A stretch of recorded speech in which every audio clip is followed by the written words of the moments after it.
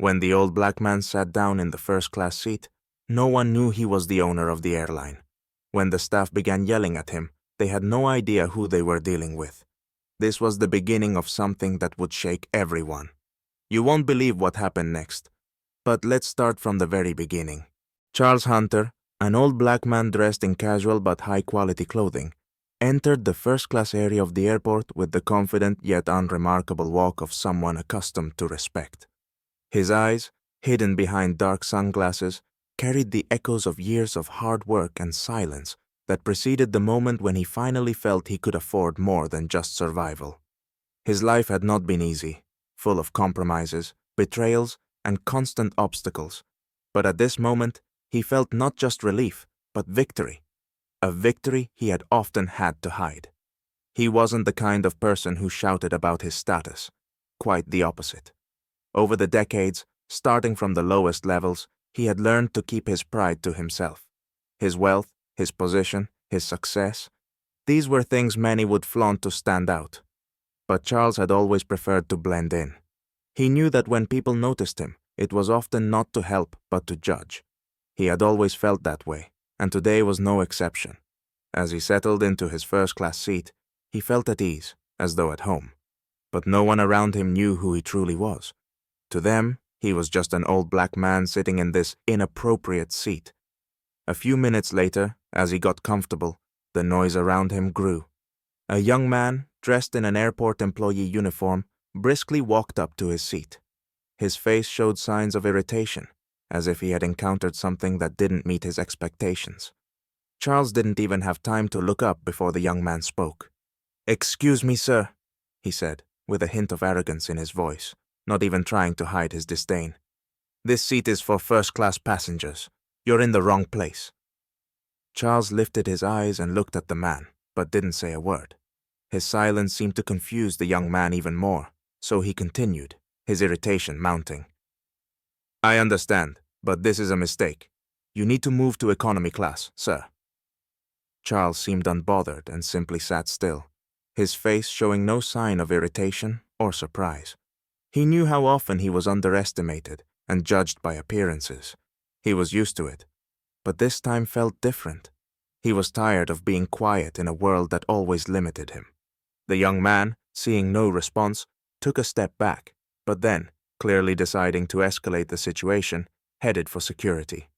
Charles, slightly irritated but still calm, noticed a few security guards approaching. They too noticed him. The old black man sitting in the first-class seat.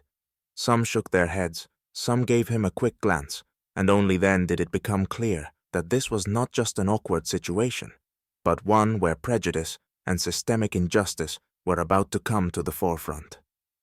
Charles remained calm, his hands resting on his knees, his thoughts elsewhere. He knew this conflict would be a test of what he would do next.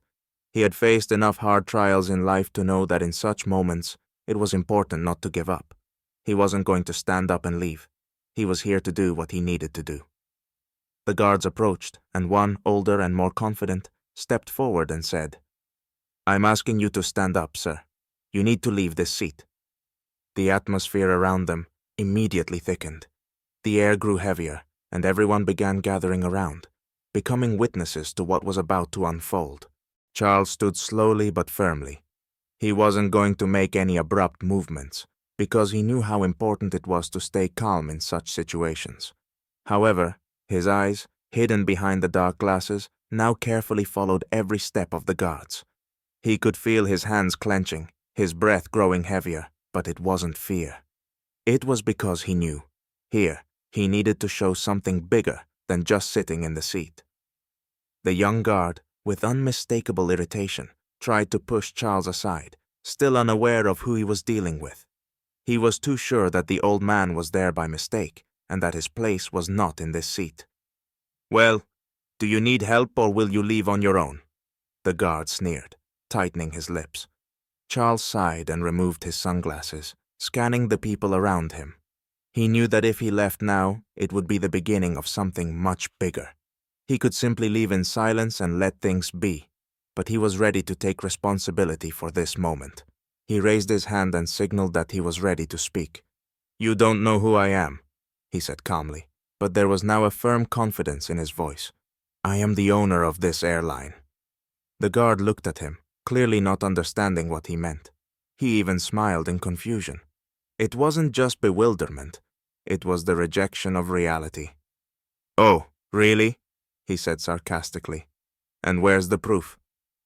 Charles pulled out his smartphone and opened an article about himself online, showing his profile as the company owner. He gave the guard and the other staff enough time to take a good look.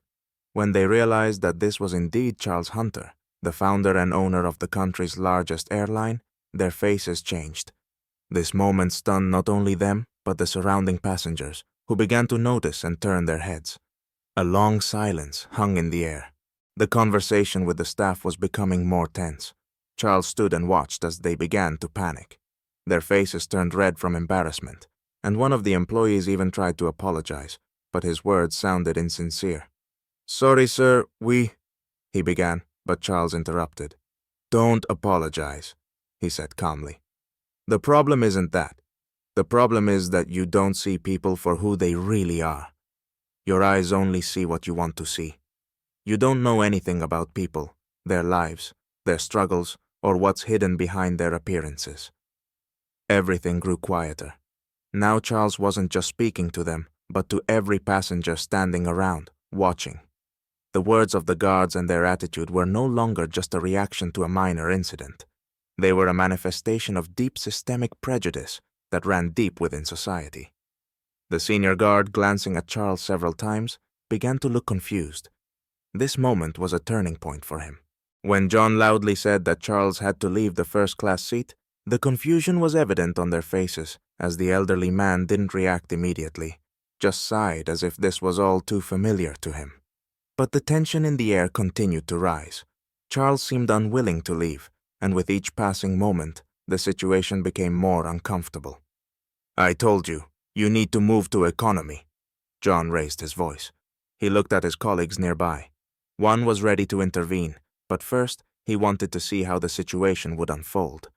Charles slowly removed his glasses, and his eyes, filled with resolve, finally met John's. Everything about him, from his gestures to his gaze, said, "I'm not leaving." He stood up, but not to leave the seat. "Young man," Charles began slowly and calmly, as though he truly wanted to convey something far greater than just an explanation to John, but to everyone around them. "I understand that you're probably used to looking at people as categories, not as individuals. You think I don't belong here. It would be funny if it weren't so sad.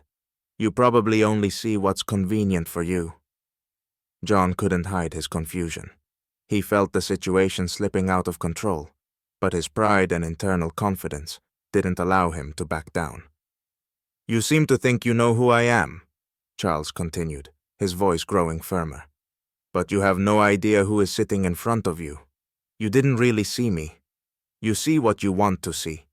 I'm not to blame that you grew up in a world where people like me can't sit in first class. You think you can just yell at someone because you're wearing a uniform. But if you knew who I was, you wouldn't dare speak to me like that." A few passengers near Charles began exchanging glances, their curiosity growing, but no one dared to intervene. This moment, it seemed, was not just a dispute between two people. It was something bigger. The atmosphere thickened.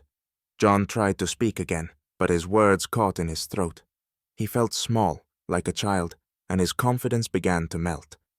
Charles continued, "I am the owner of this airline, and you might not know this, but you just yelled at me as if I were nobody. This is exactly what we are trying to change in this world. Your prejudice, your ignorance." These words struck with such force that John fell silent, not knowing how to respond. Without a word, he stepped back. At that moment, the airport grew quieter. John's colleagues, seeing that the situation was spiraling out of control, moved to the side. The battle was won. Not with violence, not with anger, but with dignity. Charles sat back in his seat, calm and unshaken. And with that, the world around him knew. Sometimes it takes just one man to remind us that we are all equal.